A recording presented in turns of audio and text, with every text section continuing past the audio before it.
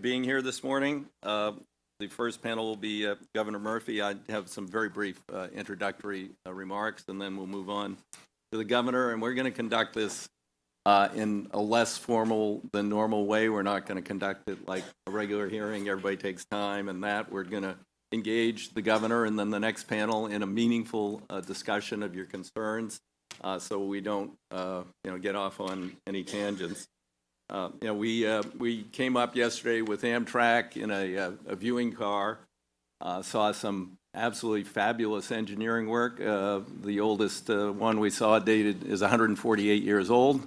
That would be the Baltimore Tunnels.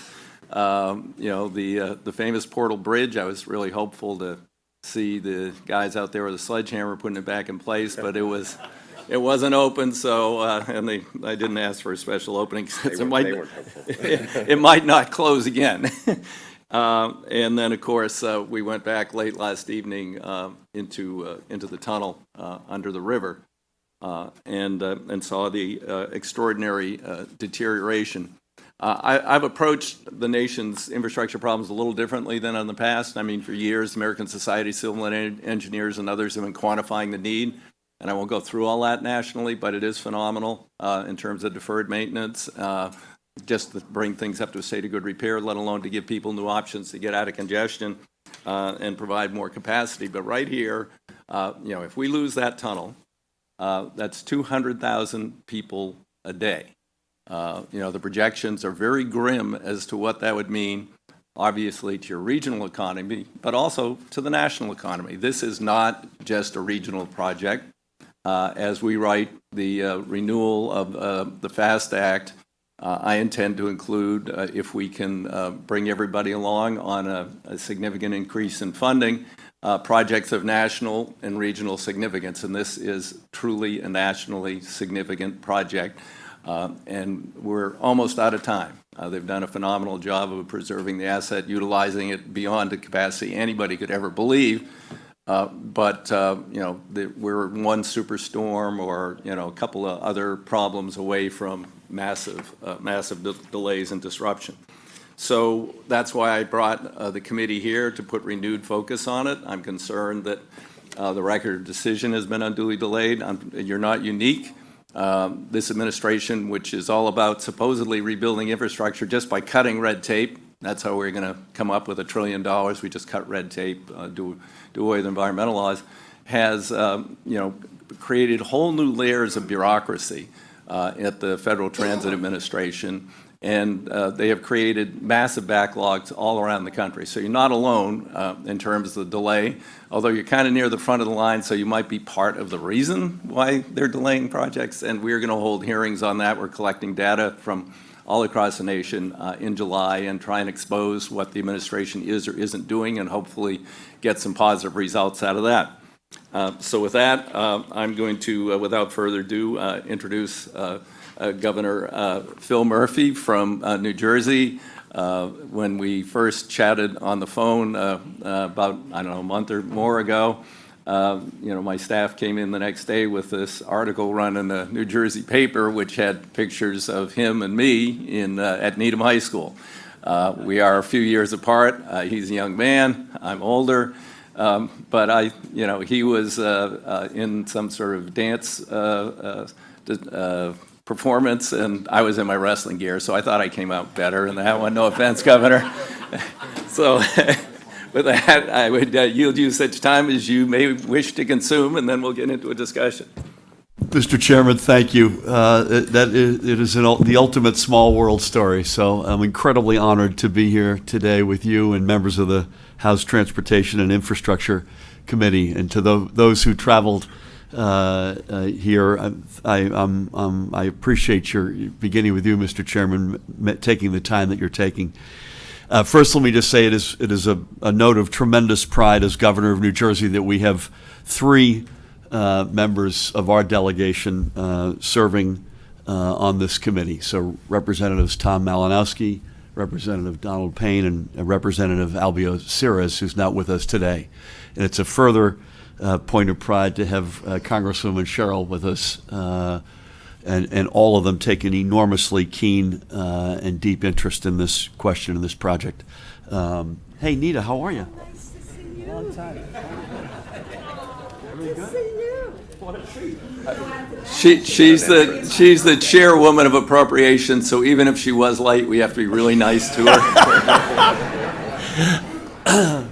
What a treat. So my next line, you can't make this up. I'd also like to acknowledge Appropriations Chairwoman Nita Lowy and thank her for all of her support she's given to this issue.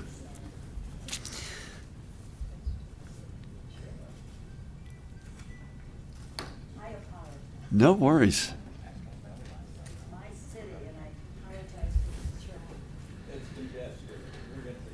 I also want to thank not only is Representative Chairwoman Lowy an old friend, but as is Congressman Espaillat. So it's great to see you again. And Congressman Carson, thank you for being with us. I'm honored to speak, and I would say the second panel, which I can't stay for, is loaded with talent and expertise on this. Tony Kosha, who chairs Amtrak, Kevin Corbett, who runs New Jersey Transit, Steve Cohen, who's a member of the Gateway Development Corp board on the New York side, Kathy Wilde, the Partnership for New York. Jerry Zarrow is also here in the House, who's New Jersey's representative on the Gateway Development Corporation, a great group of talent.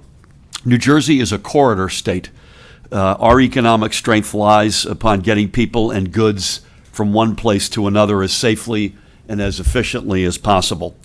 Having 1/4 of our entire House delegation in this committee, in addition to the help from the rest of the delegation, as you can see by Mikey's attendance here today, shows how important modern transportation infrastructure is to New Jersey.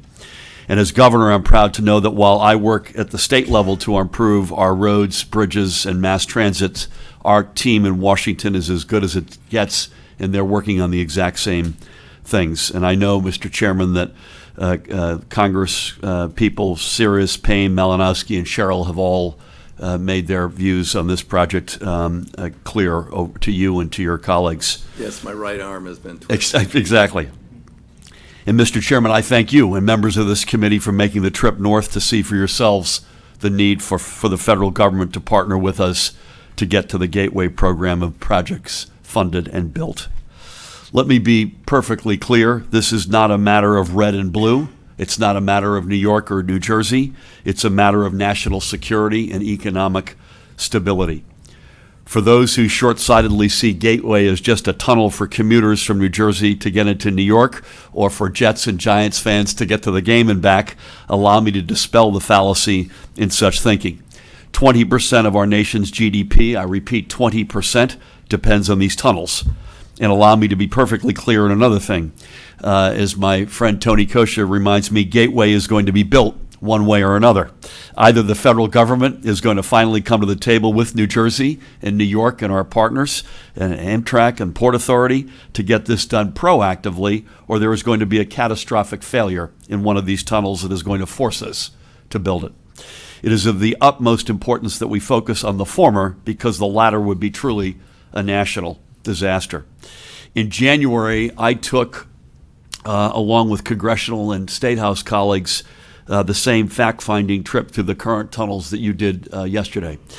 And again, we had several of our colleagues, Mikey and Tom and Albio Siras were with us on that trip, along with several others.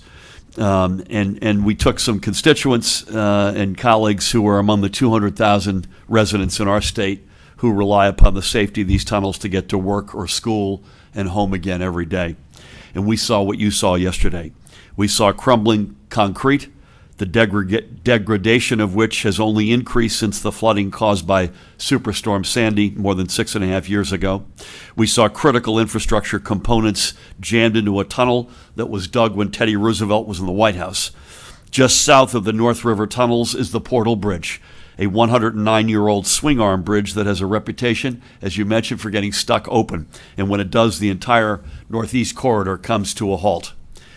Many of you saw that for the first time yesterday. For us here in New Jersey, we've seen enough of that bridge jamming during rush hours. There's no other way to put it. The rail infrastructure leading into the largest market in the world is obsolete. Upgrading and replacing these components is essential to ensuring the continued flow of traffic on the most congested rail corridor in America. a line that runs from Boston to Union Station in Washington, as you know, just blocks from the U.S. Capitol.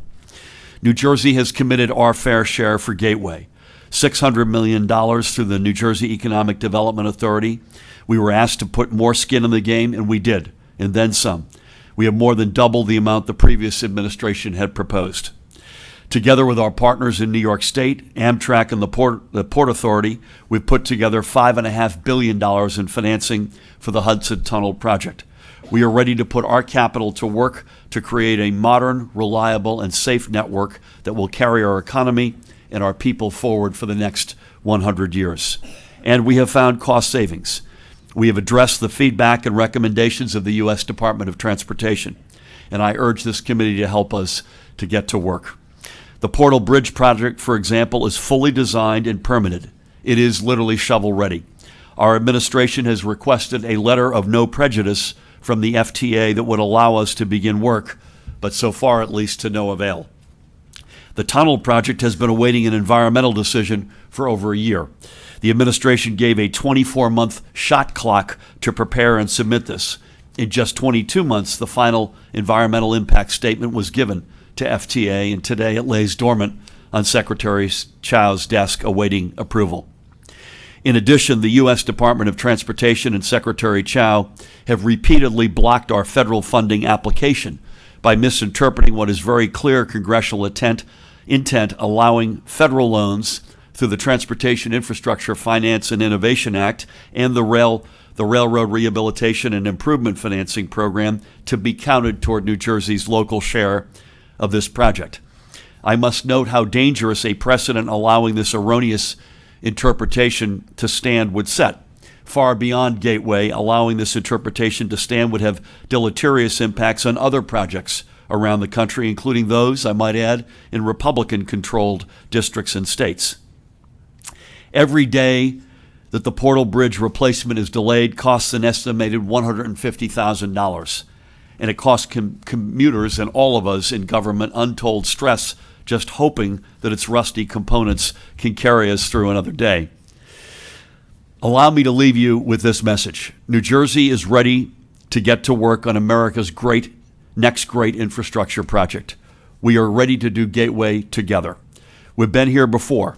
It has been more than 2 decades since the plans were first put to paper for the access to the region's core, or the so-called ARC tunnel. That project was fully funded and construction had begun before it was unfortunately canceled by my predecessor. Had the ARC tunnel project been allowed to continue, we would not be here today, and those tunnels would be open and operational. We lost that opportunity, and now we have no more time to waste. This is a once-in-a-generation, if not a once-in-a-century, opportunity that we cannot squander again. The North River Tunnels and the Portal Bridge both opened to rail traffic in 1910. They have both more than outlived their life expectancies. We cannot allow these tunnels to fail. We cannot allow the Northeast Corridor to grind to a halt because the bulky Portal Bridge got stuck again. We have to act now.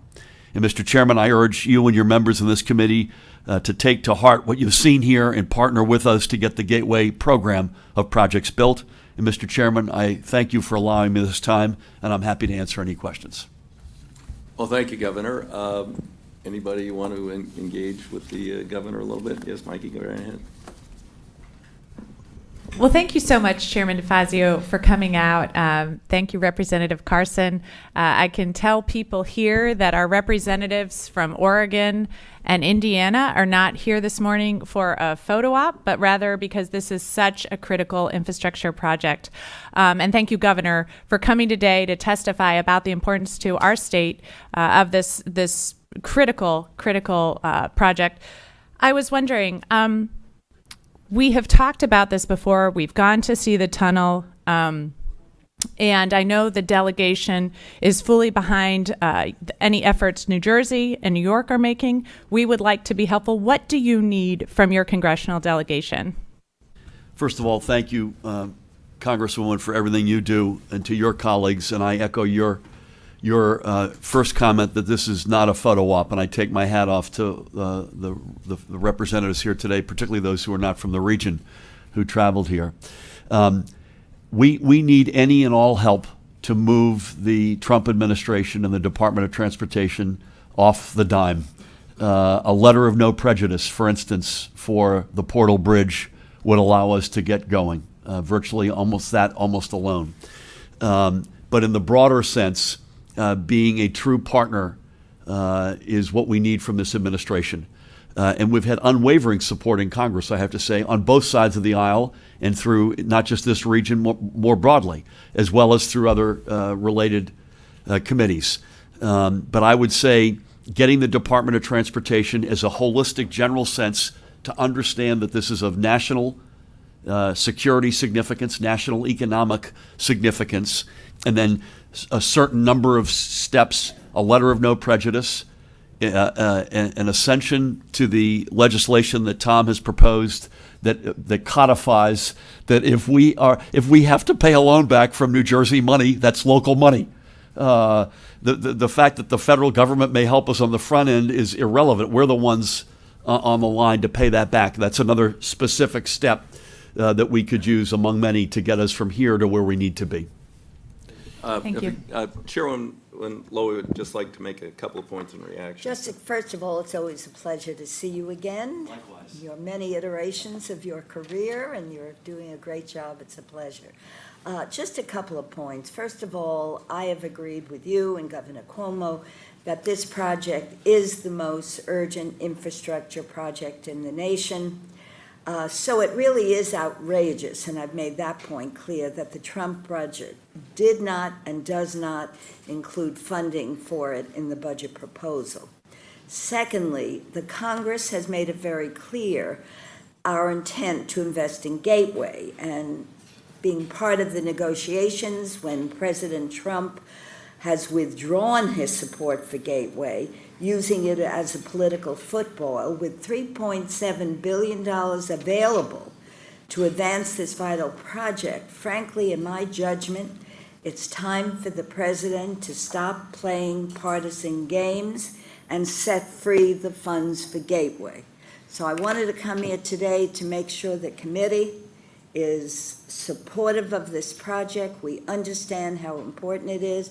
Working with you and Governor Cuomo, we have made this point, and it's unfortunate that Secretary Trowell, who responds to the president, is playing games. So I want to thank you, and we're going to continue to work on this because we know it is essential for the New Jersey, New York, for the whole region. Thank you. Thanks, Nita. Just for some in the audience, sometimes, Governor, we talk the same language. But just 2 points, and Tom was very proactive on this. I don't know if it was the first day of the Congress or the second, whatever, when he had a bill to clarify the match money. Congress has always assumed that when you borrow money and it's your obligation to pay it back, that counts as a local share. These are called TIFIA loans. It's a federal program. You get a lower rate of interest, which is good. But you are obligated to pay it back. But this administration has come up with a novel interpretation. It shouldn't require us to pass Tom's legislation. We hope maybe after the July hearing we'll get this straightened out. But ultimately, if we have to legislate to clarify the law and force them to follow the law, we will.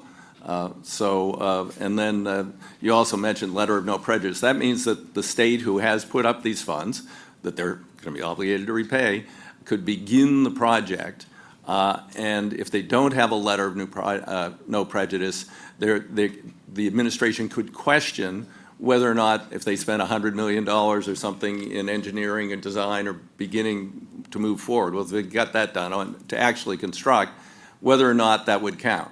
A letter of no prejudice means it would. So just to explain that to the greater audience, Tom, I think you wanted to. Sure. Governor, did you want to? Did you? Amen to all, and I would just go back as well to Chairwoman Lowy's comments, and just to say, sometimes across the Hudson, we don't necessarily always, we mostly see things in a similar light, but there are always going to be daylight here or there. There is no daylight, and I applaud Governor Cuomo and his team, the congressional delegations on both sides of the Hudson, on both sides of the aisle. We are the Gateway Development Corporation, Amtrak. We are all locked in with not a speck of daylight. Thank you, and thank you again, Mr. Chairman, for coming out and doing the tour yesterday. Thank you, Chairwoman Lowy, for being here. I think the presence of our Transportation and Appropriations chairs reflects the fact that the House of Representatives knows what we've long known, that this project must be built, that this is not optional, and that we are prepared to use our authority, our leverage, to make sure that it gets done. I do want to, if I may, just recognize we have a lot of folks in this audience who came up from my congressional district. We have representatives of the Raritan Valley Line Mayors Alliance, including Mayor Brindle of Westfield, Mayor Giblin of Cranford. The Raritan Valley Line is one of the main commuter lines into New York City, and because the tunnel capacity is so limited, all of our residents have to change trains to get into New York because we can only run 24 trains at the peak hour. So there's a huge interest there in getting this done. We have Jim Coyle from the Gateway Regional Chamber of Commerce, who represents hundreds of thousands of employees in this region, and who recognize that the economy of the region and of the Northeast depends also on getting this done. So we are all absolutely together on this. Governor, I guess the one question I wanted to ask you is, we feel like we've done our part. We're prepared to do our part in the state of New Jersey. You've asked for a green light from the Department of Transportation. They're not giving it to you. Have they sat down with the state of New Jersey? Has the department sat down with the state of New Jersey to explain precisely what they think is deficient in our commitment to pay for our share? Are they talking to you about what we need to do beyond what we've already done, or is it just hanging there? I'll defer to other players on the next panel that will have a particular perspective, for instance, Amtrak, and I'll let Tony speak for his organization. I've spoken to the president on a couple of occasions as a general matter. I have gotten a sense of goodwill in those conversations from him, but the direction has been to take it up with Secretary Chow. I have attempted to get on at his direction. We have attempted to get on the phone. I've offered to come and sit before her, and so far that has not happened. We had a call scheduled that was canceled at least once, if not twice. So it's been frustrating. And I do feel like we are, that phrase, and then they move the goalposts. I don't think it's ever applied more appropriately, at least in my experience, to this project. Every time you think you've done what you've been asked to do, put more skin in the game, right. Do the environmental work faster than they expected, work seamlessly with New York and the Port Authority and Amtrak to come up with a really credible package of broader financing. Every time you do that, actually, no, we need you to do a little bit more, and that's really frustrating. We don't even know where the goalpost is. We don't know where they are. I'm not sure at this point where the stadium is. Adriano? Sure. Thank you, Mr. Governor. I want to thank the chairman for coming to this region. It's so important for us, this project. I speak from this side of the block. And thank you, Governor, for the leadership you have exerted along with Governor Cuomo in this particular project. As you've said, is of such importance economically for the region and the nation, and is also a national security issue. That corridor is so fragile, and we were able to see that yesterday, that God forbid anything happens, we will be in trouble in the region. So this is important. My recommendation is, since the Department of Transportation is playing political football, as is the White House, I would like to see maybe a little bit more action from the private sector, understanding the kind of impact that this will have in the economy, having their voices heard in the White House and on the other side of the aisle will be, I think, very beneficial. So I'm hopeful that we can hear more of that. I was hoping that our chairwoman would have gotten here a little later, so I would have introduced myself as Mr. Lowy and got a little bit more attention, but that didn't happen. But I do want to thank the chairman and the chairwoman for being here. This is a critical project for both states and the region. Thank you. And I would just add to that point, the private sector in New Jersey is fired up. We had a meeting of the board of an organization called Choose New Jersey, which is a privately funded organization that is sympathetic to our economic development objectives in New Jersey, and they're all fired up and want to play a bigger role. Kathy Wilde is here from the Partnership for New York. I suspect you'll hear the same thing from the New York side, and I agree with you completely. This is so significant in our national economy, and the facts are so compelling. I think the private sector clearly has a voice to play here. I'd like to recognize Don Payne. Don has been bugging me about this for a number of years, so he, in part, is the reason I'm here today. Don, go. Mr. Chairman, thank you for being here, and I guess you figured the best way to get me off your back was to finally come, so we appreciate it. I've only been chair for 4 months. True. Well, I've been bugging you for 2 years, so in the last Congress. And I like to use a term that the governor uses from time to time, and it's laser focus. And I have been laser focused on the Portal Bridge in this project, and it is ready to go. We've done everything in New Jersey and New York that needs to be done. This is so critical. I went to the bridge about 2 years ago and saw it and understood what it meant to this region. And as the governor was taking office, I said, I'm not going to bother you a lot, but the Portal Bridge is something that I'm focused on. He said, you're right on. So I don't have a question. We just need to continue to be unified in this effort to make sure that these projects of such magnitude, we finally accomplish getting them over the goal line. So that's why I'm here. Once we get the Portal Bridge done, I can retire and I'll consider I've done good work. Thank you. That's great. Mikey, go ahead. So, Governor, something that I've noted from all the business leaders in my district, and you alluded to, is the economic impact that the delays in the tunnel, that it's having on our region. Can you talk a little bit about what Choose New Jersey has said about our infrastructure needs and how it's impacting our economy? Absolutely. Embedded in that question, Congresswoman, is also the because we have no other choice, the reversion to the mean of just facing mediocre commuting experiences, particularly in rush hours. I would say it's a little worse than mediocre. Yeah, I'm proud of the progress NJ Transit is making, but no matter how good they are, in the broader context, it only can get so good. And so even with the status quo, even absent an awful disaster, please God, we don't have it, where one of these tunnels goes down due to another superstorm Sandy or the like, it is a drain in our economy. I'm not sure I've got a number to quantify it, but there's no question it's a drain on our economy. It's a drain on our citizens and their quality of life, the ability to get to and from safely, reliably, on time. And again, I'm really proud of the progress NJ Transit is making. Amtrak's become a great partner after having had in the prior administration an adversarial relationship between those two organizations. I can't say enough good things about that, but it can only get so good.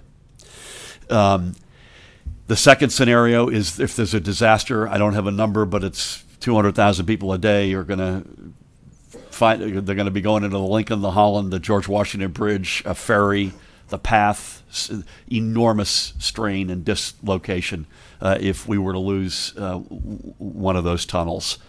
And I would end with a grace note, a glass half full. We're, as you know, and you folks, we've got 3 extraordinary representatives from our delegation here. We're the densest state in America. So moving people and things in New Jersey is as existential as it is in any other state in America. And so imagining a better day a decade from now, when we've got all of these projects done, open and full bore, I think we too often make the mistake that it's 20% of the nation's economy. That 20 is going to have a pop. It's just going to be a much more open, constructive environment for economic development for everybody in our two states, but in the entire region. So I say with enormous optimism, there's a lot of reasons to do this, not just averting disaster. Well, the governor has prior commitments, and unless someone else has an urgent question, or Governor, you have something else to add, that was excellent and helpful, and thanks to New Jersey for doing their part. As we move forward with renewal of the FAST Act and a 21st century surface transportation bill, hopefully after our meeting with the President on Tuesday with substantially more funding, a critical component is going to be states that are willing to put up their fair share, and New Jersey has more than done that, and we're going to get you that recognition and hopefully move forward. Thank you for being here. Thank you, Mr. Chairman, and thanks to each one of you. Madam Chairwoman, to each of you, thank you. Great, thanks. Okay, with that, now we would have our next panel come forward.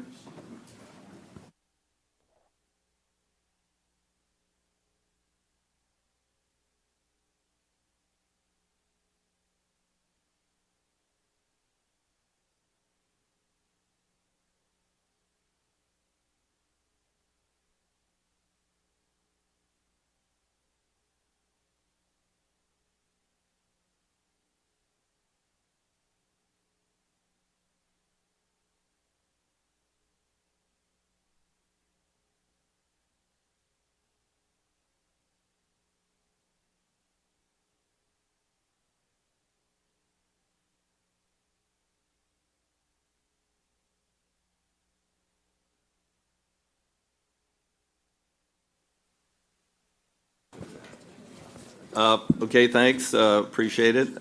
We have a very distinguished second panel, and according to the numbers written here by my staff, we will go in this order.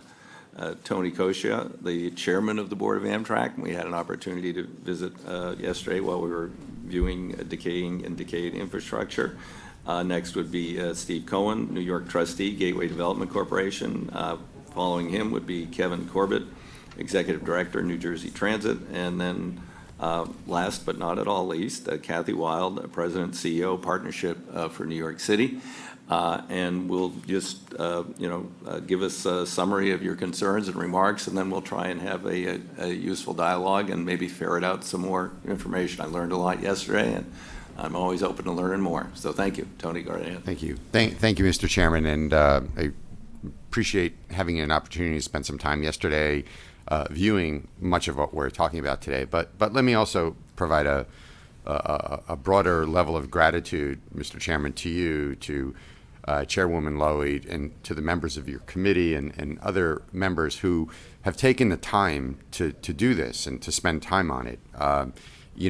People often say that leadership is a function of showing up, and it could be no more true than in this instance. And the fact that all of you have shown up says a lot about you, about your commitment to the people who are your constituents and to the nation generally. And we're grateful, because that's really what we strive to hope to achieve as much as anything.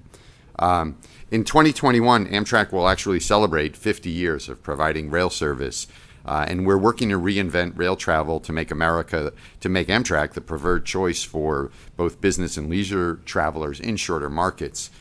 Rail travel is actually very well suited for the demographic changes that have happened in the United States in the last several decades.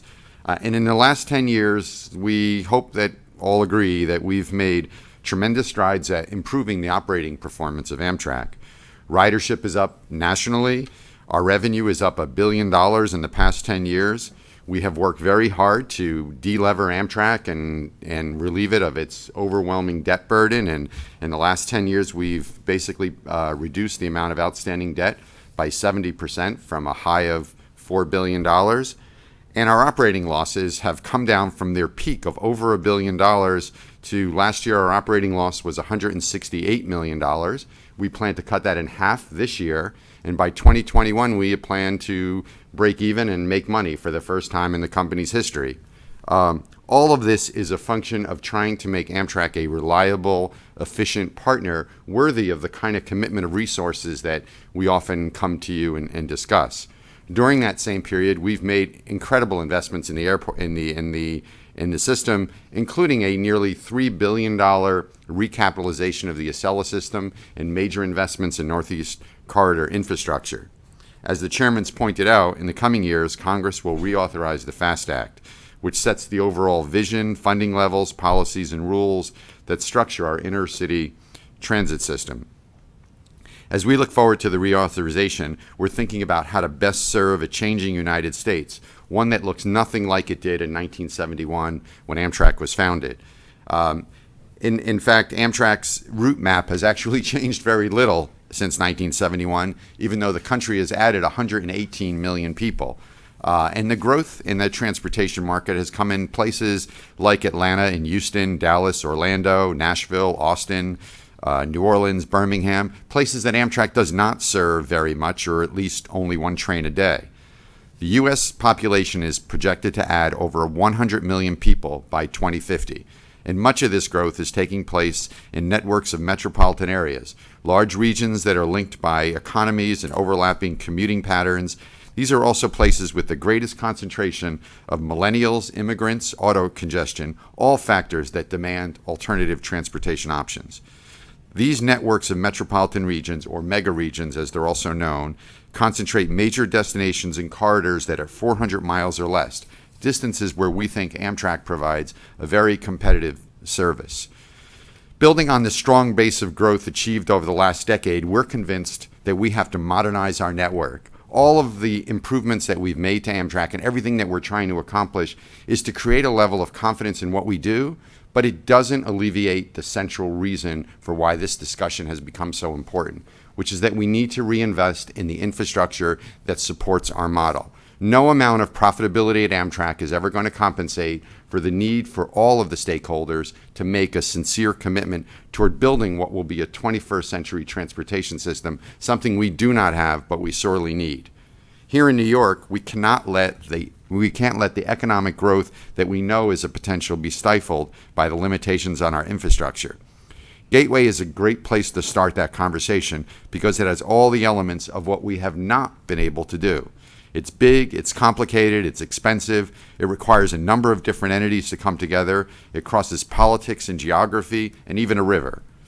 As you know, we currently rely on a tunnel that was built by the Pennsylvania Railroad in 1910.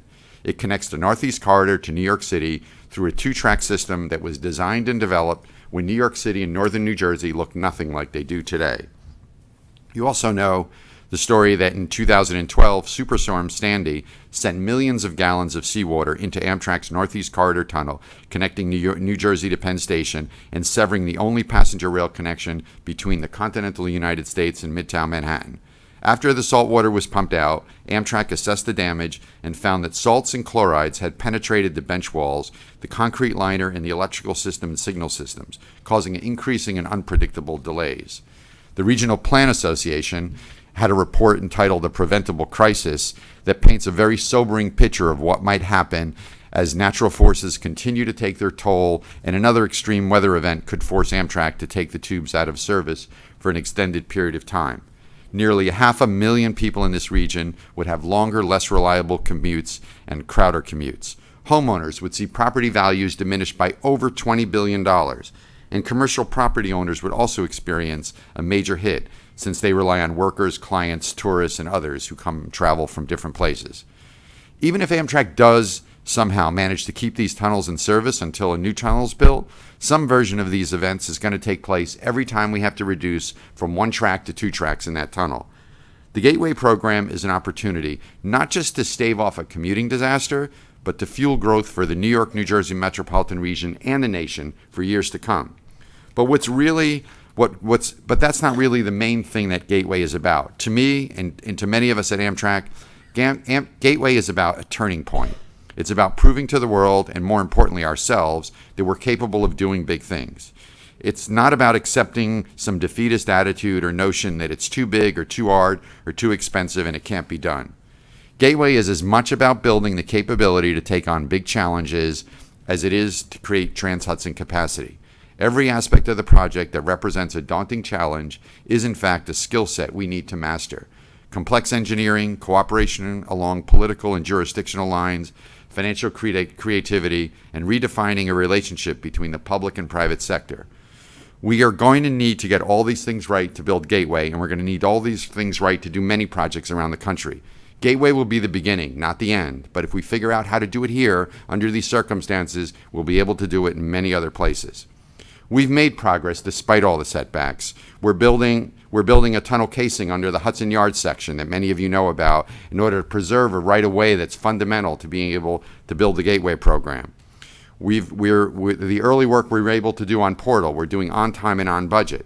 And as the governor mentioned and others have, we have varying levels of commitment for up to $6 billion from local sources, and given your good work in the Congress, over $1 billion of committed money toward the Northeast Corridor into Gateway. Portal Bridge has all the local funding and regulatory commitments it needs. It is a clearly shovel-ready project, and we could begin this almost immediately. And as has been pointed out, we completed the EIS on the Hudson Tunnel project in 22 months. In addition to that, we have been able to develop and are in the process of developing a process hand in hand with the private sector of developing a very efficient way of procuring what we need to build out the tunnel project in a way that takes advantage of global technologies and global processes and able to get the most cost-efficient and effective way of protecting taxpayer resources. All these things have been done against all the headwinds that we've faced, yet we continue to sort of go forward on all of that. But I say this because I think it's the most important point. This will not get easier by waiting. In fact, it'll get much worse. Patchwork to keep the existing system going, more frequent delays in the tunnel, all of this will just create a loss of quality of life, a loss of productivity, and will make the project harder, and will make it clearly more expensive. Whatever numbers we are talking about today, I guarantee you we will be talking about a much larger number a year from now, and a much larger number the year after that. So fundamental to making progress on this is that all of the stakeholders, Amtrak, the two states, and the federal government, it is time for us each to make our commitments as real as possible. I would ask everyone involved in this process to take whatever commitments people have discussed at this stage and make them as real as possible. It is time for people to actually put their resources on the table to take the chance that they will make those irrevocable commitments towards seeing this project through and making it happen. Thank you. Thank you. Stephen Cohen. Thank you.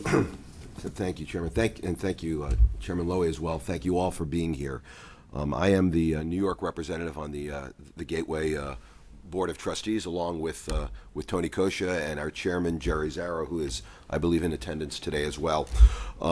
I am very much the New York representative, having been appointed by Governor Cuomo and having served previously in his administration. From the standpoint of New York, just like the standpoint expressed from Governor Murphy, this is a project that is ready to happen, should have already begun, and as a New Yorker and as a member of the Cuomo team, not going forward is a frustrating thing for us to live with. Not completing things, not driving projects ahead is very frustrating. When this project was first elevated, and there was an understanding that there was a need to do this, many people viewed this as a local project. As has been pointed out, this is more about access to Manhattan via trains. This is about more than New Jersey commuters. This is about a vital lifeline and a vital point of potential failure in the regional and national economic system. So to say this is somehow a New York, New Jersey project really misstates this, and I am deeply appreciative to the chairman for making that point recently and strongly. When I first got involved in this, the two obstacles that I heard about were the so-called local commitment and also the cost of the project. From the standpoint of the local commitment, we have earmarked approximately $5.5 billion for the overall tunnel project, including $1.75 billion from New York State. It's important to note that this amount is committed and will be included in the state's budget in years when the loans will be repaid. That's how it has been done in the past. That's how it's being done here. The money is there, available, and ready. The state has also taken actions at this point with the governor himself making it clear that he stands behind this project, a message that he delivered directly to the president. In terms of bringing down costs, GDC and the project partners are committed to making the project as affordable as possible. The 50-50 federal loan local funding framework ensures that the states, the Port Authority, and the federal government all have a strong interest in driving down costs. A key effort to bring about lower costs and the best value for GDC is our request for information process. Through multiple rounds of the RFI process, we've received feedback on best practices and innovations from the construction and financial industry. This year alone, GDC created a virtual data room for the private sector and has shared more than 4,000 pages of geotechnical data from our current design efforts, as well as other Trans-Hudson projects. This additional information reduces the risks for future bidders and those firms and allows time to redefine the designs based upon a comprehensive understanding of the project and the geological conditions. But uncertainty remains, and a big part of that uncertainty is the fact that we currently have issues related to our ongoing process, and that's especially so in areas of permitting and funding, largely because, as has been previously mentioned, we have no record of decision. It is stalled.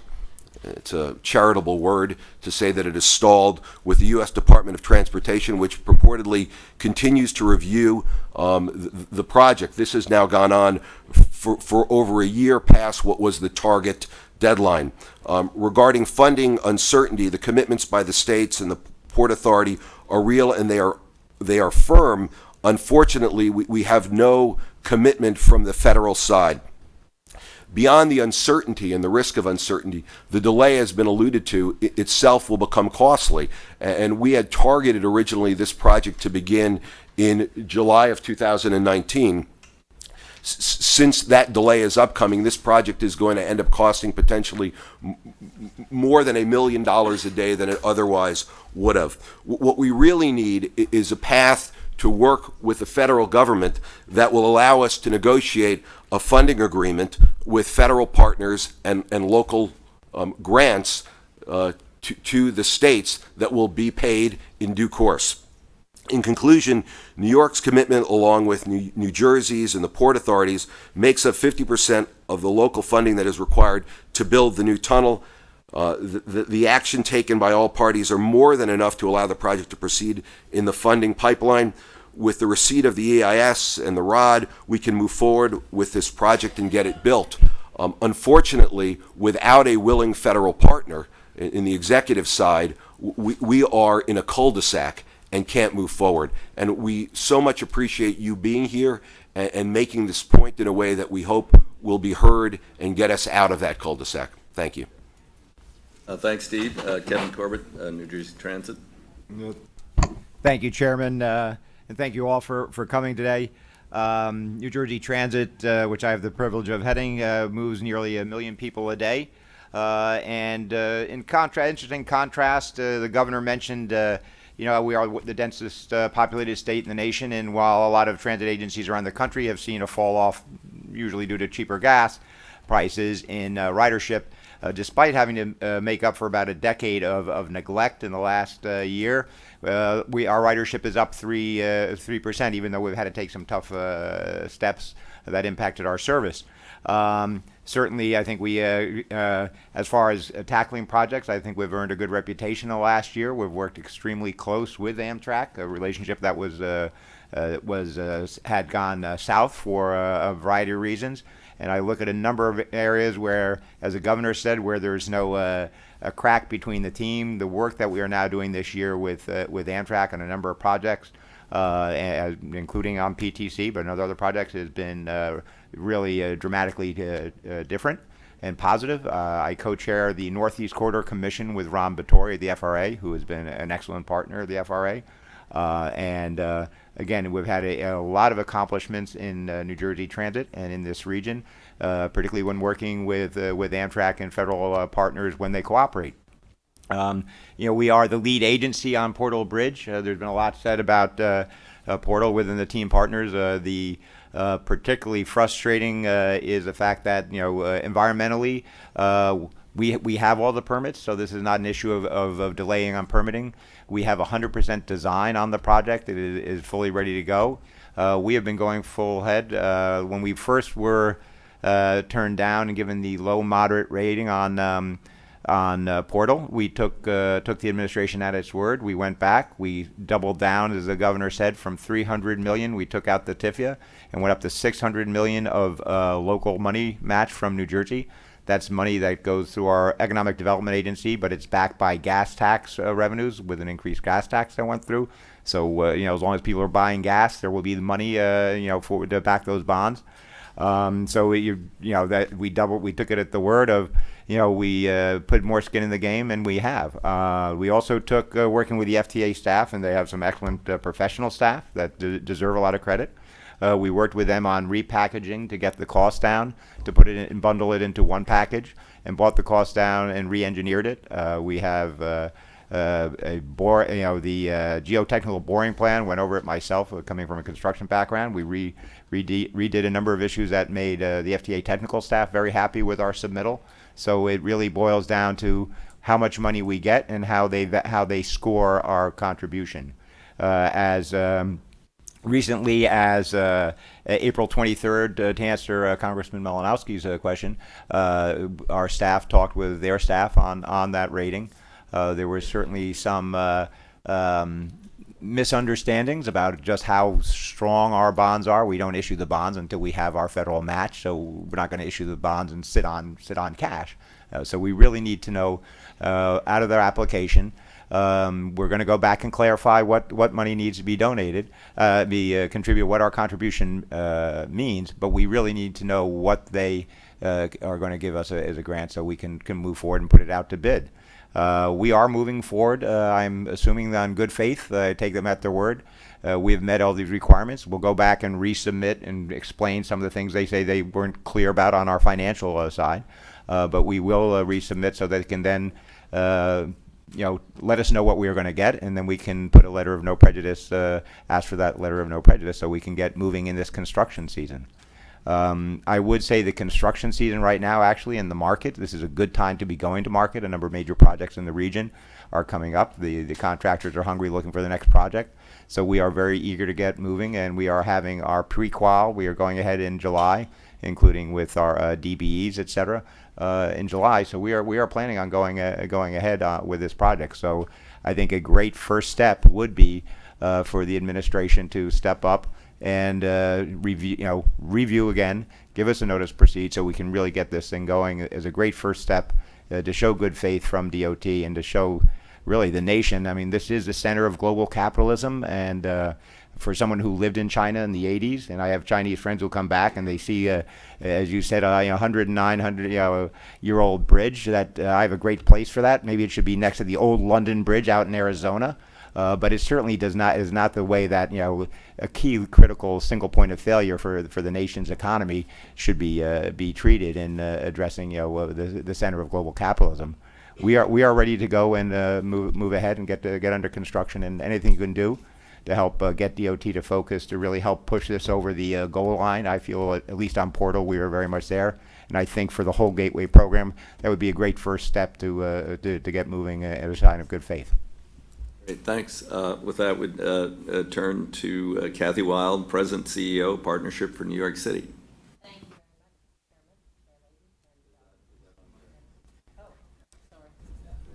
very much, Mic is on. Thank you. I'm going to make 4 quick points. First, that the economic future of our metropolitan region depends more than anything else on the quality of our transportation infrastructure. The Hudson Tunnels, our rail system, and the subway system are critically important. Number 2, the economic and fiscal health of this entire country depend on our region. Number 3, we cannot make up for the lack of investment in our transportation infrastructure in the time frame that we have to do it without significant federal help. And finally, the public and private sector leadership of this region are totally aligned and prepared to make whatever commitment we have to leverage the federal funds that hopefully will be available to support this project and this infrastructure. The tri-state region is the largest metropolitan region in the world. We have an economic output annually of $1.8 trillion from this region.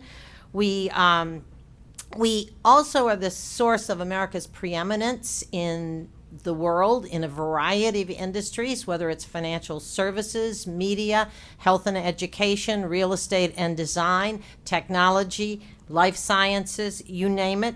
We position this entire country through the leadership of our industries. Our companies alone, the partnership has about 350 members who employ 6.2 million Americans outside the New York region.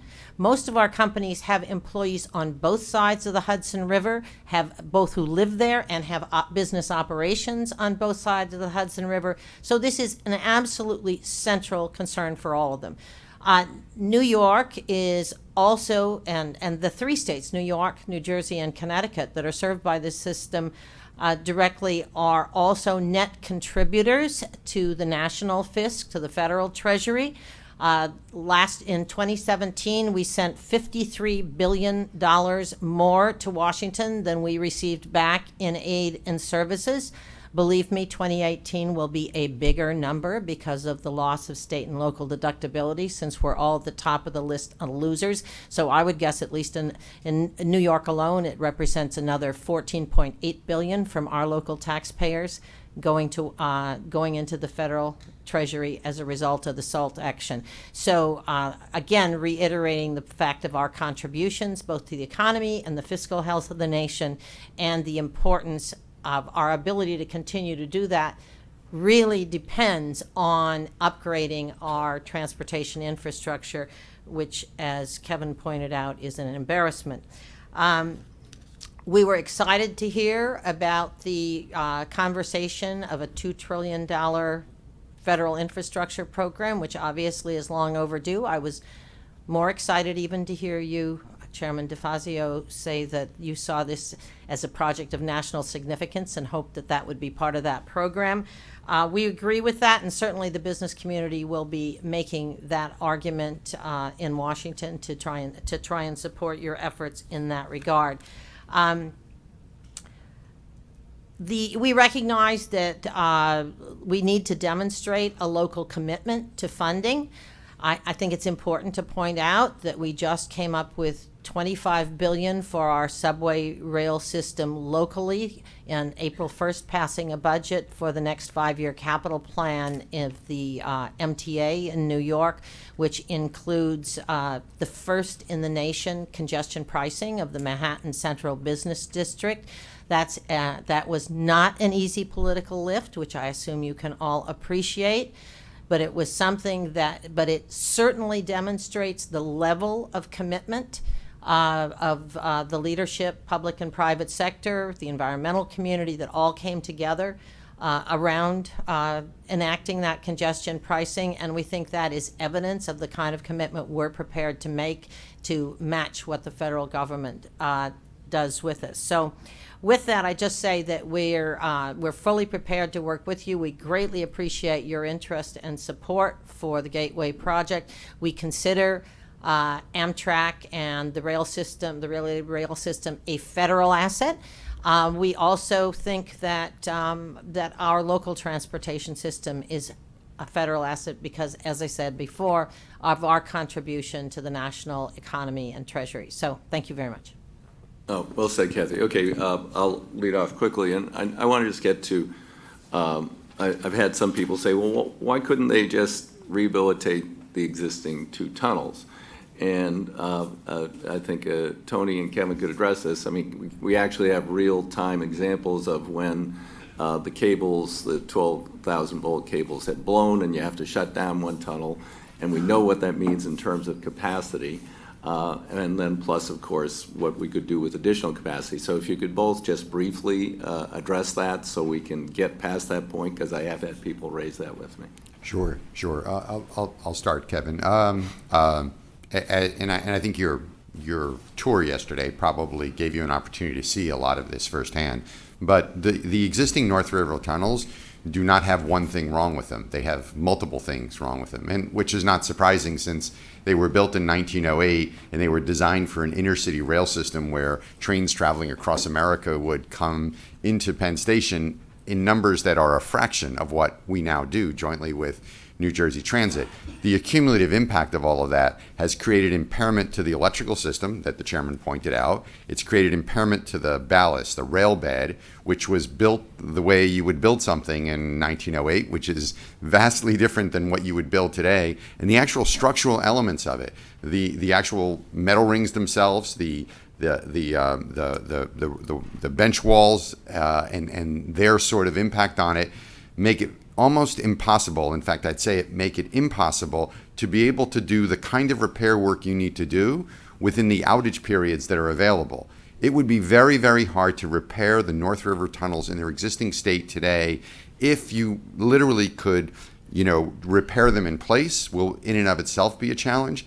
But we have a even bigger issue, which is that given the volume of activity in those tunnels, literally for all but 4 or 5 hours in an overnight period and a short period over the weekend, many of the things that need to be done in order to rehab those tunnels can simply not be done if you have to take them out of service and put them back into service 6 hours later. There are certain things, whether it's curing concrete, laying rail, things that just simply can't be done in that time frame, which require a complete shutdown, which is not really feasible given their current demand. Right, and the capacity that reductions that when we run one tunnel. Yeah, there's 2 tracks, but I mean, common sense would tell anyone if they think about it for more than a minute that if you have 2 tracks, 1 track in and 1 track out, and at peak periods we run 24 trains an hour. If you took one of them out, you can't put 2 trains in the tunnel at the same time, so you don't go from 24 to 12, you go from 24 to 6. I will tell you that if we start running 6 trains an hour during rush hour in New York City, and Kevin's probably having a coronary just hearing me say it out loud, you will hear about it in 10 seconds, and it will be a leading story in every media outlet for as long as it exists. Okay, if you briefly address that, Kevin, then we'll move on to other members. Yeah, I would just, without getting into technical details, if you look particularly, as you said, the 12,000 volt, if you look at a 100-year-old system, it is certainly environmentally it's the most efficient way to bring people in, but to do that kind of maintenance work with the outages, we recently met with the FRA on electrical safety requirements for servicing. It's very dangerous work. So if you're with the time it takes to get crews into the tunnel, to get in there, to make sure that you power down and power up in that brief window where we operate basically 24/7.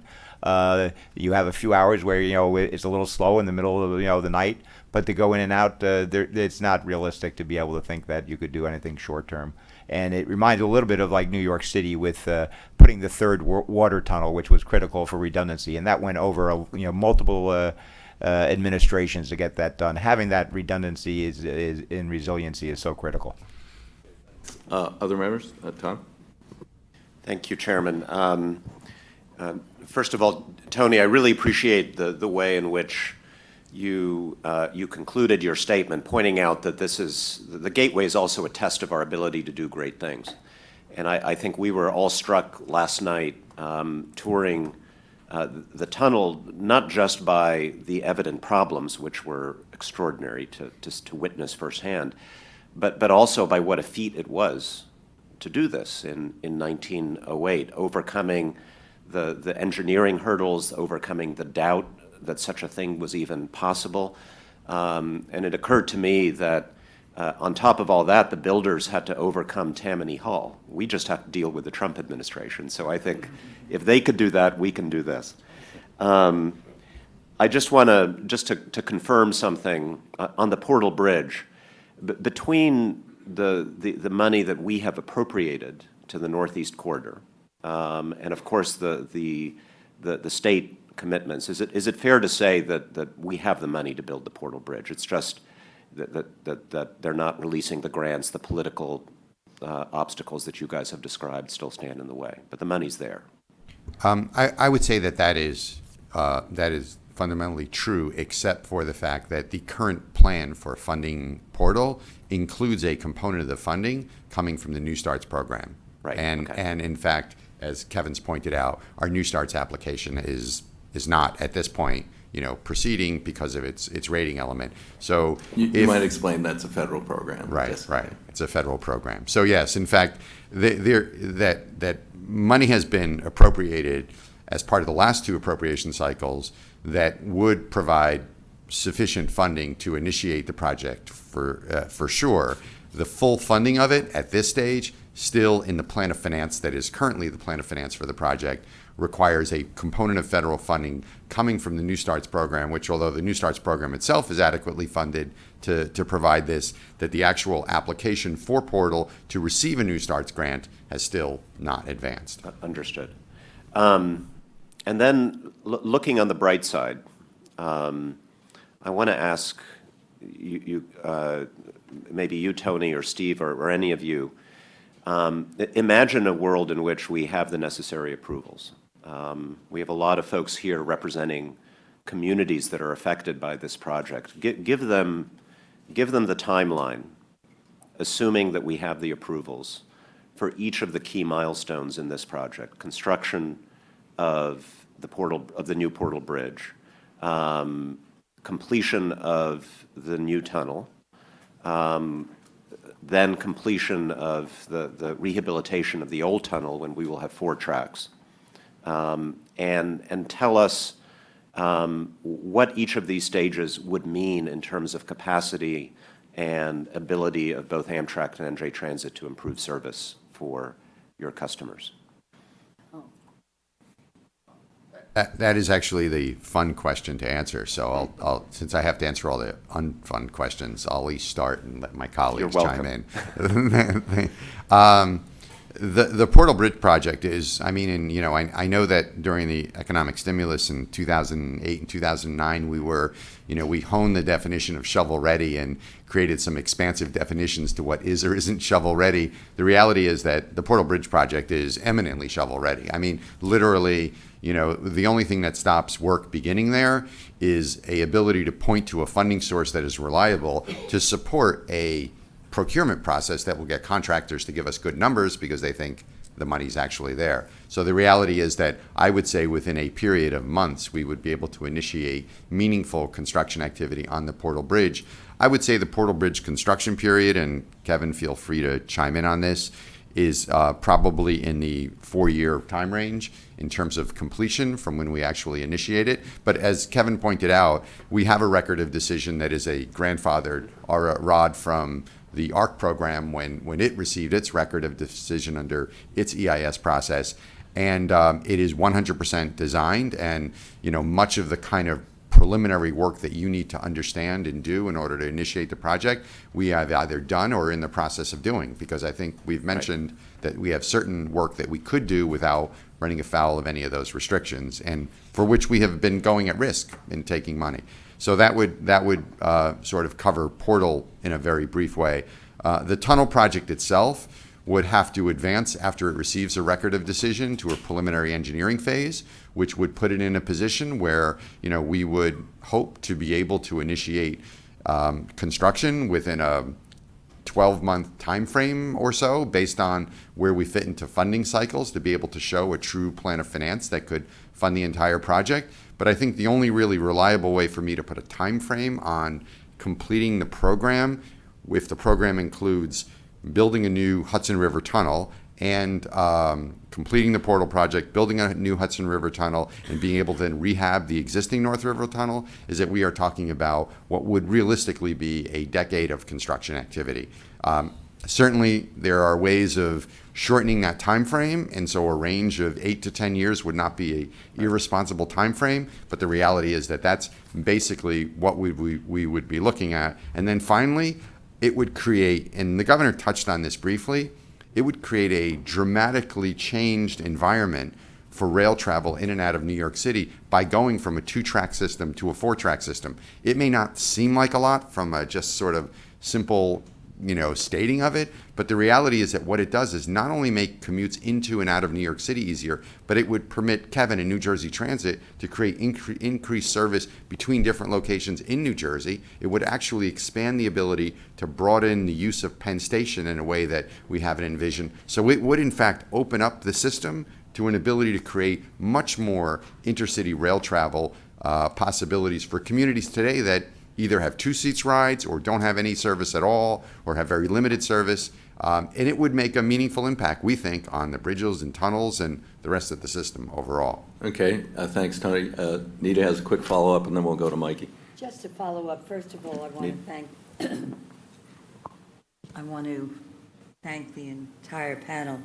But as you know, part of my district is in New Jersey. And we talk about the constant delays and the constant service problems. What can we tell them to give them hope?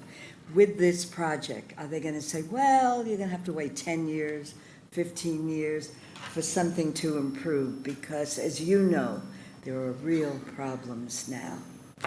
And we've talked about them before. Yes, but I would say, Congresswoman, thank you for being here, and thanks for your support, both on the local level as well as on national projects like this.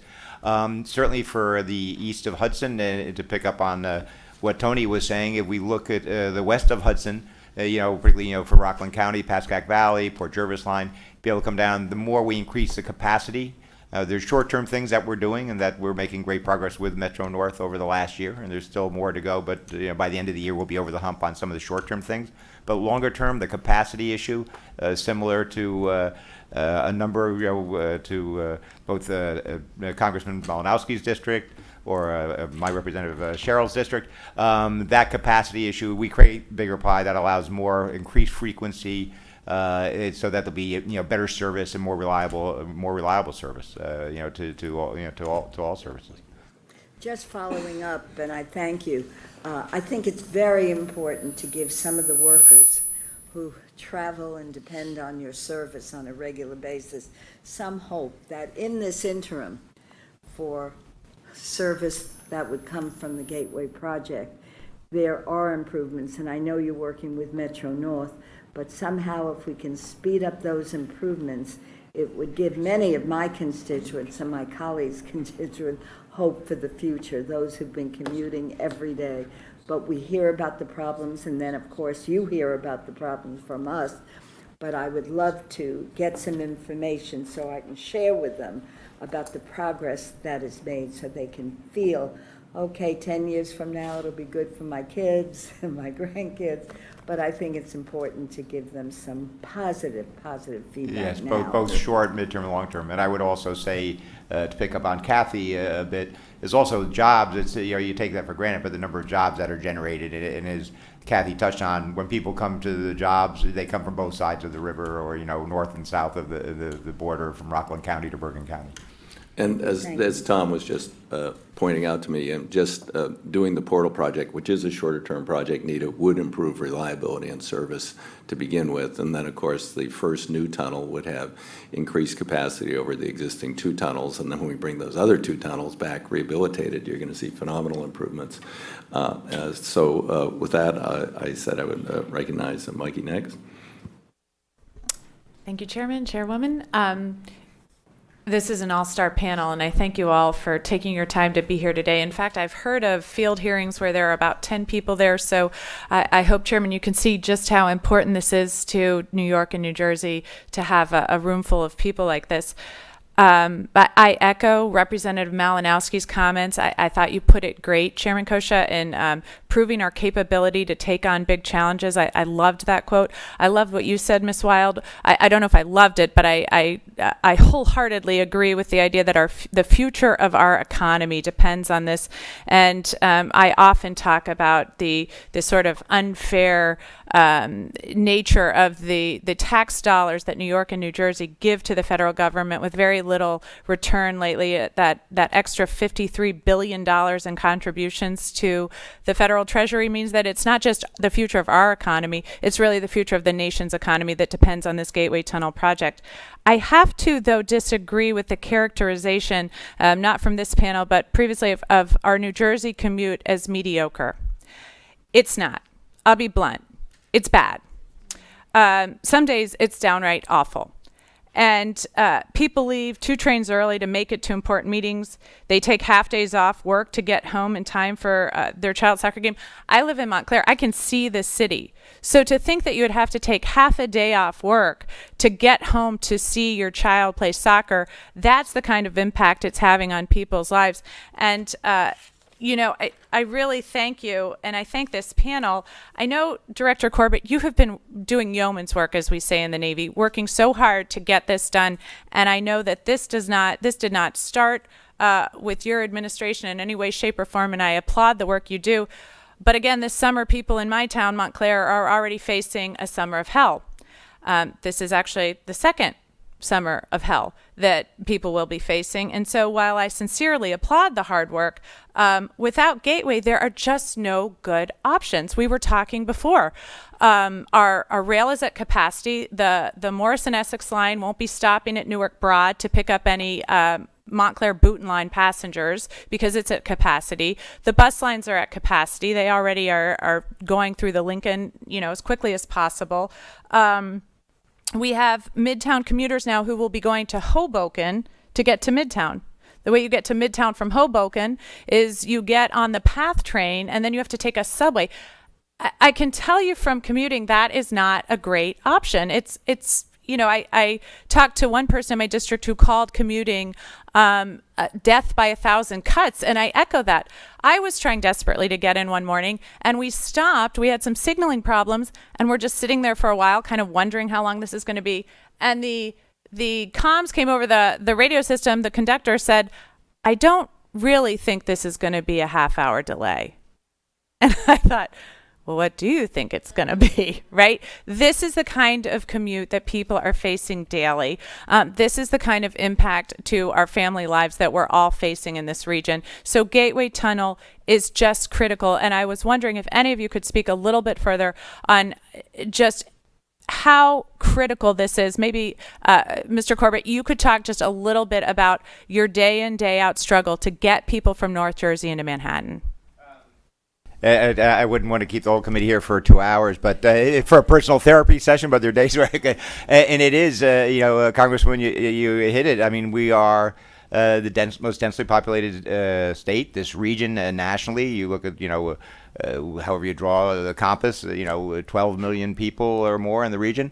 And, the getting across the Hudson both ways, to say nothing of people coming from even non-commuters coming through on Amtrak, et cetera. As I said, despite having to make up for a decade of neglect, infrastructure often is not sexy, as everybody who loves the field we're in knows. Yeah, I know, but so funding, you see any transit system. I'm blessed that I have a governor who's very supportive and has really been out there. But any transit system around the country over a 20-year period, you see these periods ups and downs with disinvestment and then having to play catch up. But for us nationally and certainly in New Jersey, the fact that our ridership was up 3% last year, even though we had to make really dramatic cuts to get PTC installed, it was only 12% when I came in. We got it done by the year end, but it really no doubt had a adverse impact on commuters and the economy by those people. And yet our ridership was up 3% because the alternative, some of them, as much as they do feel tortured, they go to drive. The tunnels are maxed out, as you said. Getting the Port Authority bus terminal is aged, where that's another topic. But if we look at Trans-Hudson capacity overall, we're maxed out with very, very old infrastructure that needs massive investment. So. Gateway clearly is the top of that list to really helping to free up the bottleneck that causes that frustration. And I would say that I get it also being a commuter myself, but it's accumulated. So even if something now, people have had a number of years of this, and a sort of frustration within the region, and I get that. And you hear that out Long Island, et cetera. It's we certainly, I feel their pain. Yeah, it's overdue. Stephen, you want to say something? Yeah. To put this in a broader framework, is your mic on? Yeah, it is. Okay, I believe. okay. Get a little closer. Yeah. We're in the midst of really what is an existential crisis. I mean, we have an infrastructure system that has gone without attention, and if we're lucky, with repair, but in many instances we haven't been lucky, for more than a generation. And in the midst of this existential crisis, on the federal level, we have a situation where it appears, for whatever motivation, there's a notion that we are going to double down on ignoring the problem. we've proven in New York that if you put your mind to it and you put your money behind it, you can fix these problems. You have a brand new Tappan Zee Bridge that opened about a year ago. You have, not far from here, a brand new Kosciuszko Bridge, which is soon to be fully open, but has already got one span. So we all believe collectively we can get this done. The problem has been, from the perspective of those on Gateway and on Amtrak, we need a federal partner. And without a federal partner and without a recognition of certain very simple things, some of which we've touched on this morning, which is that a loan actually is something that is coming out of the state's pocket when they're guaranteeing and repaying the loan. But without getting through those types of issues that become obstacles, roadblocks, and ultimately a cause for further failure, the situation is going to get worse, and it's going to get worse exponentially because failure begets failure. So this, for me, is the first great ray of hope that perhaps we can write this and begin really a new chapter in what can be a great infrastructure system for what should be an expansive century. Thanks, Stephen. I just want to say Jerry Nadler would have liked to be here. Jerry, a very long time member of the Transportation Infrastructure Committee, now chair of Judiciary, kind of a hot place to be right now. And he's had a previously scheduled committee roundtable in Texas. So, but he has been, probably even before Don, been bringing up this issue with me. So with that, Adriano? Yes, Trustee Cohen, I feel your pain. And I am the only New York City member of this committee, and there's two other New Yorkers, Congressmember Patrick Maloney and Antonio Delgado. Sean Patrick could not be here today, but him and I are leading a letter to Secretary Chow about the environmental impact study. I think she should stop blocking it, and it should be as quickly as possible published and approved. DOT just recently approved the Hyperloop project in the Baltimore, D.C. area.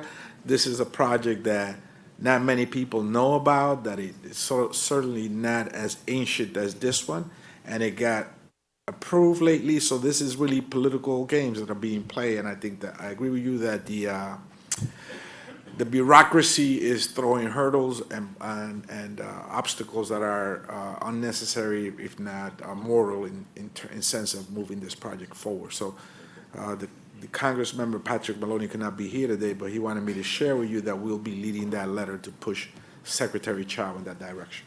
Thank you. Just to show that you not only have West Coast support, local support, but Midwest support, I'd like to represent or recognize Andre Carson. Thank you, Chairman, and thank you all. I come to this region quite often. I love this region. I love the people, despite the fact that folks say you all are cold. I think you're just as warm as Hoosiers. Having said that, what do you say, what is your appeal to other members of the committee and members of Congress, quite frankly, who had their own infrastructure issues and concerns in their own states and their own districts? Why is this so critically important? We know, I know, I'm supportive, but what is your message to those other members?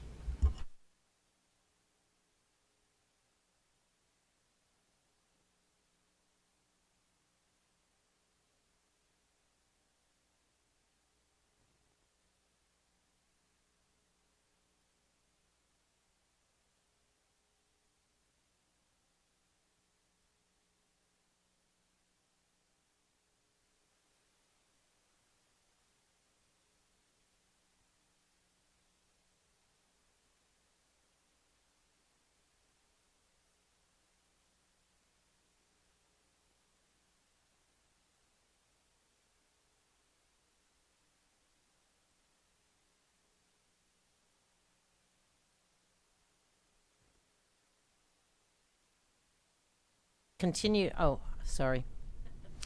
I project.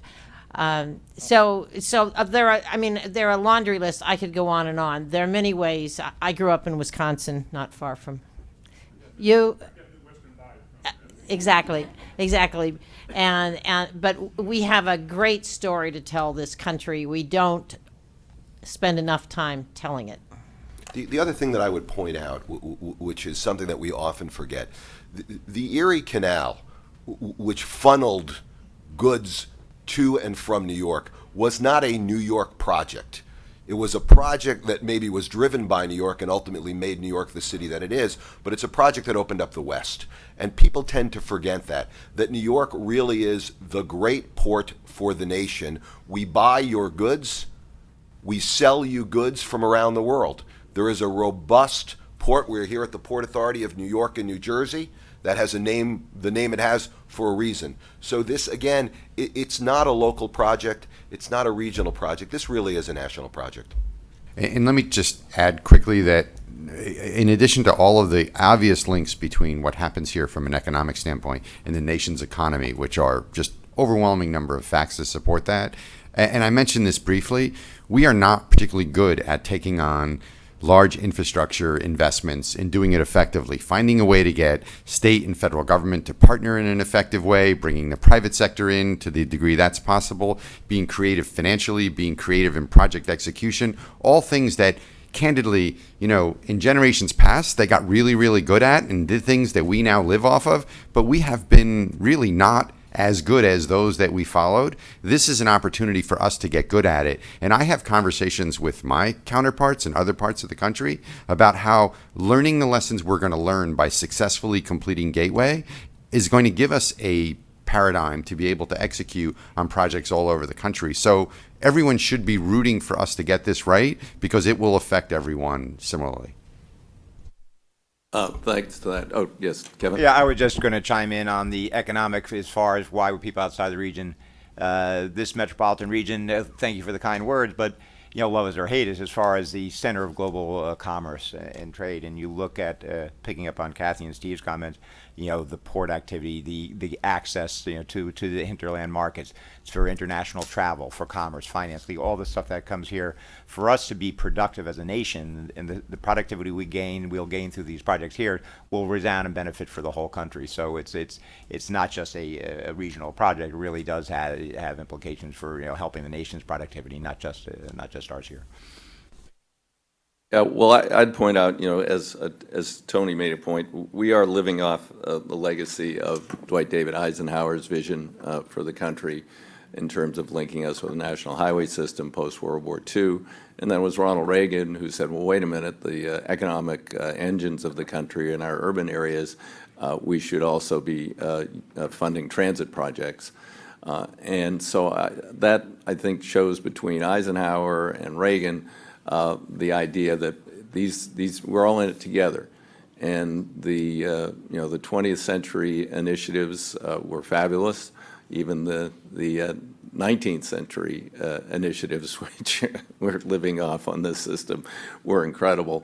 It's time for us to put a 21st century spin on this, and I'm determined to write the first 21st century transportation bill. And as I said yesterday, and I'll say it, and I say it every time I talk about this, it is going to include funding for projects of national and regional significance. And if we can get adequate funding, that'll be a nice sized pot, because you can go to districts or regions all around the country. You go to Ohio and Kentucky, there's a bridge, the Brent Spence Bridge. It's got about 10 years left, maybe. If they don't start soon, they're going to be paddling across the lake there. You come to my region, we have bridges from the 30s that on I-5, the third busiest truck route in America, joining Mexico, California, Oregon, Washington, and Canada. They're going to go down in the earthquake that's going to happen. And they're also inadequate in terms of capacity. So everybody, every region, John Barrasso from Wyoming, who chairs the relevant jurisdiction for highways in the Senate, has tremendous highway needs in Wyoming. Every district, every state has issues, and the only way we're going to solve them is we're going to solve them if we do this together, and that's why I was pretty positive about the meeting with President Trump on Tuesday. The $2 trillion is infrastructure writ large. It goes beyond service, transportation, roads, bridges, highways, transit. It goes to wastewater, drinking water, broadband, universal access to broadband, recognizing the rural areas. That's the key to their economic development, small, mid-sized cities. And even in urban areas, there's a lot of people who can't afford or are not on broadband, and there was consensus around those issues. Part of my package is harbors. We're collecting a tax from the American people. Congress has diverted money for years. So there's $10 billion sitting in the Treasury to deal with the backlog of work in our harbors. Twice I've gotten a bill out of committee. Twice Paul Ryan pulled it out of the bill on the floor. He's not speaker anymore, and this speaker won't pull it out of the bill when we get that to the floor. So we've got to do this for all modes of transportation, for infrastructure writ large, and for all the people in the United States of America, and I think we can do it, and I know I'll have a great partner. Some of it will be designated in formula spending, some of it will be appropriated, and it looks like Nita wants to contribute and tell me how many tens of billions she's going to help us out with there. Well, I just want to thank you, Mr. Chairman, and the committee for coming to New York. As a New Yorker, as a member of the Appropriations Committee, I want to assure you that there is very strong support for this project. And whether it's Secretary Chow in partnership with the President, I've said this before and it's worth saying again, it's time to stop playing political games. This project is essential. It's essential for New York. It's essential, frankly, for the United States of America. And I know that there's strong support in both the Senate and the House, and we have got to make sure this gets done. So I want to thank you again and the entire committee and all of our witnesses, and just send a message to the former New Yorker who happens to be in the White House, who took away SALT, who's creating real problems for us throughout our communities, frankly. This is essential, and it's essential for the future. And for the builder who's in the White House, this project should be supported bipartisan, Democrats and Republicans, and I know we will work together to get this done. Thank you so much again for coming. Great. Okay, thank you all. Thanks to this panel. Thanks to the audience. We look forward to moving forward soon. Yes. Oh, wait. Don. Hey. But go ahead. Oh, thank you. Thank you. Let me just really quickly say that let me thank the chairman once again, and also the chairwoman of Appropriations, who was very helpful last Congress when I approached Mikey Sherrill's predecessor about money for the Portal Bridge. And Rodney Frelinghuysen was very instrumental, along with the chairwoman, in getting that money that's never been released. We worked very hard to get that initial pot of money, and it's still waiting to go to this project. And I was just looking, everyone's talking about the impact of this in their district, but I was just looking at the map of New Jersey Transit and Amtrak, and 5 lines go through my district for New Jersey Transit, from South Orange to Roselle Park, over to Linden, back up to Bloomfield and Montclair. So for my constituents, I am the Northeast Corridor, and we just hope that these projects and the president really stops the games, as the chairwoman stated. It is so critical to my constituents, to the country, to the nation, as we said, the GDP. I have one question for Mr. Kosha, and in terms of work on these projects, well, I think more it would be New Jersey Transit. The WBE and the MBE participation, once this project starts, there is a phenomenal opportunity for jobs to be created throughout the region on a project like this? And what are you doing around WBEs and MBEs?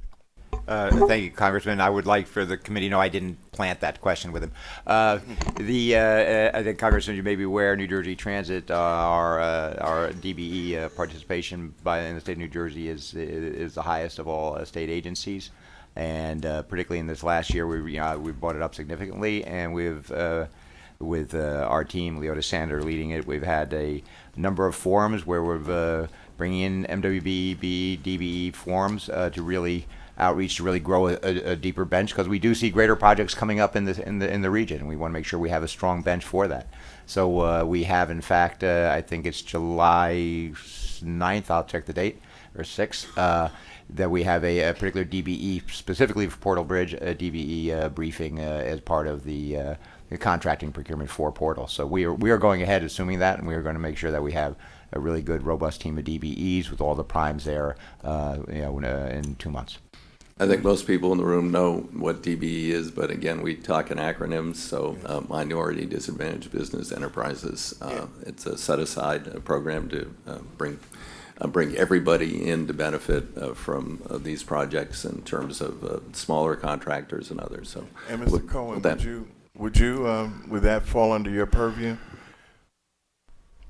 I like to think as a trustee that the operational running of the organization is with the executive director, but obviously, and we are as an organization in our infancy, but rely upon the types of programs that New Jersey Transit, Amtrak, and the port put in. So obviously, we are completely supportive. Thank you. Thank you. Thank you again for all of you for being here. Appreciate it. We're a little late for our next appointment. Thank you.